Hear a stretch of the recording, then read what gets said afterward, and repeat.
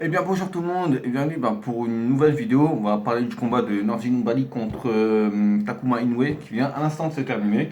Là ça va être le combat entre son frère, enfin le frère de Inoue contre Dompter pour la finale du Mohamed Ali Trophy. Quel combat! C'était un combat magnifique, c'était un vrai combat de championnat du monde WBC. Donc c'était déjà pour la ceinture WBC de Nordin Bali qu'il avait gagné à Las Vegas contre Rashid Evans ou un truc comme ça. Je sais plus le nom de son adversaire. Je sais que c'est Rashid Evans ou comme ça ou Warren, un truc comme ça. Je sais que là il l'avait défendu contre Villanueva au Kazakhstan et qui s'entraîne là-bas. Il s'est préparé là-bas parce que aucune salle japonaise n'a voulu de Norjin ou Bali. Il faut savoir que le combat s'est passé à Saitama au Japon, que Inoue c'est un japonais, qu'il a boxé tout le temps au Japon. Tous ses combats c'était au Japon. Son dernier adversaire c'était Salapat. Je ne connais pas Salapat. J'ai jamais entendu parler de lui.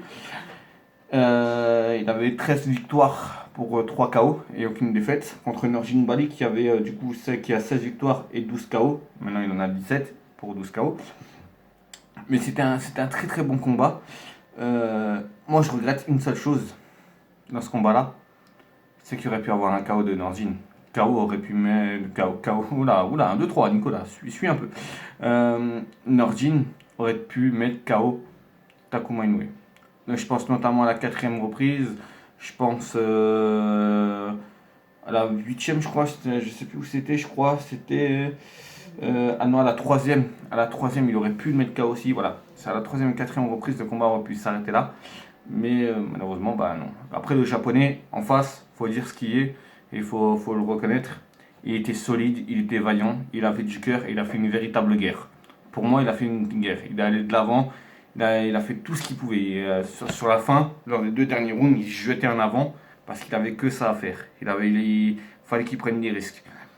Qu'est-ce qu'il a fait le japonais tout au long du combat? Déjà la première reprise, les deux se sont un peu jugés, voilà, c'est un round d'observation, mais moi je le donne à Obali parce que voilà, il a plus tenté. C'est juste pour ça. Il n'a pas touché ou quoi, mais il a plus tenté, donc pour moi c'est Obali. Donc je les donne pour Obali du round 1 au round 6. Je donne le round 7 au japonais parce qu'il a touché plus nettement Obali. Et ensuite, tout le reste, je le donne à Obali, sauf le dernier round, parce que dans le dernier round, la dernière minute, Obali, si tu vois cette vidéo, ce qui m'étonnerait beaucoup, tu nous as flanqué une de ses peurs. Mais quand je te dis peur, c'est pas. On a peur en 10 secondes, non, on a eu peur pendant 1 minute. Le japonais a touché Nordin Bali. Et pour la première fois, on a vu Nordin Bali vaciller un peu. Bon, il est resté vaillant, il est resté solide, il avait plus qu'1 minute à tenir. Et surtout, il a pris beaucoup moins de coups que le japonais. La technique du japonais, je dis pas qu'elle était mauvaise. La technique du japonais, c'était quoi? Déjà, il y a deux choses qui frappent quand on regarde Takuma Inoue et Nordin Bali. Déjà, c'est la différence de physique, de gabarit. On voit nettement que Nordin Bali, il a plus de force, il a plus de muscles. Tandis que Takuma, voilà, il a des bras plus fins. Enfin, je sais pas si vous comprenez ce que je veux dire. Et il y a une autre chose qui frappe durant le combat, c'est la force de frappe. Nordin Bali frappait beaucoup plus fort que Takuma Inoue. Mais ça, c'est clairement, ça c'est clair et net. Ça c'est clair et net, ça se voit.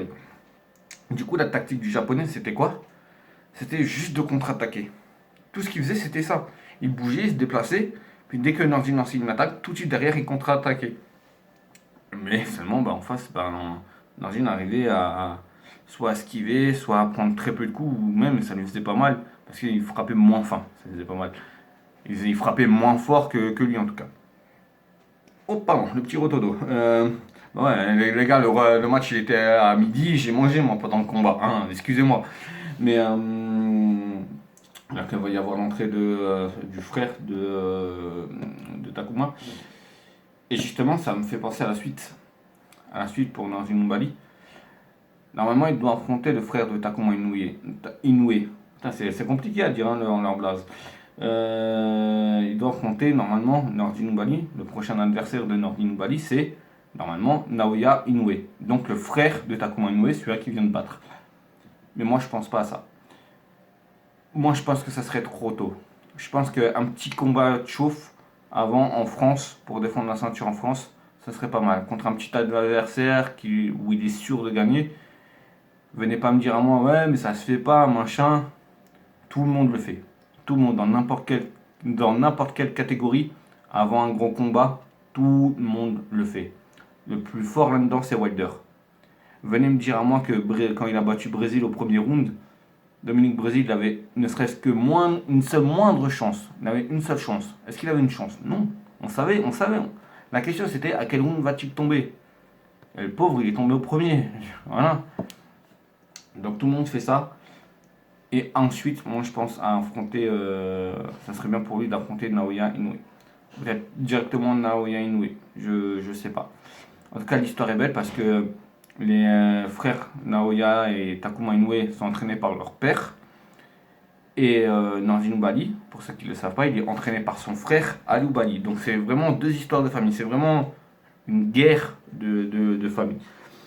En tout cas, moi j'ai beaucoup aimé ce combat. Dommage, j'aurais aimé voir Oubali qui met un KO. Et d'ailleurs, on l'a très bien entendu quand il retire ses gants. Même lui, il était déçu. Il dit ouais, j'étais pas dans mon ring, j'ai pas su m'imposer, machin. Alors que moi, je suis pas tout à fait d'accord qu'il était peut-être pas dans ce ring. Ben ça, y a que lui qui peut le savoir. Hein. C'est lui qui a travaillé en entraînement, c'est pas nous. Mais à partir du 10e round, Oubali, il était le patron sur le ring. C'est lui qui faisait ce qu'il voulait, il déroulait. Il y a juste là dans le 12e round où il est touché. Et pendant la dernière minute, on a eu un peu peur. Mais sinon, c'était lui le patron. Sur ce, j'espère que cette petite vidéo vous aura plu. Je pense avoir tout dit. Hein, voilà. Le japonais a vu les étoiles plusieurs fois. Oubali a bien boxé. Il a fait un très beau combat. Hâte de voir ce que va être la suite. J'espère un petit combat en France avant d'affronter Naoya Inoue. Voilà, on verra bien. Ou bien que ce combat-là se passe en France, je sais pas. Voilà, dites-moi vous ce que vous pensez de ce combat-là, ce que vous pensez ce que va faire Oubali pour la suite. Et sur ce, faites attention à vous, portez-vous bien, ciao tout le monde, peace.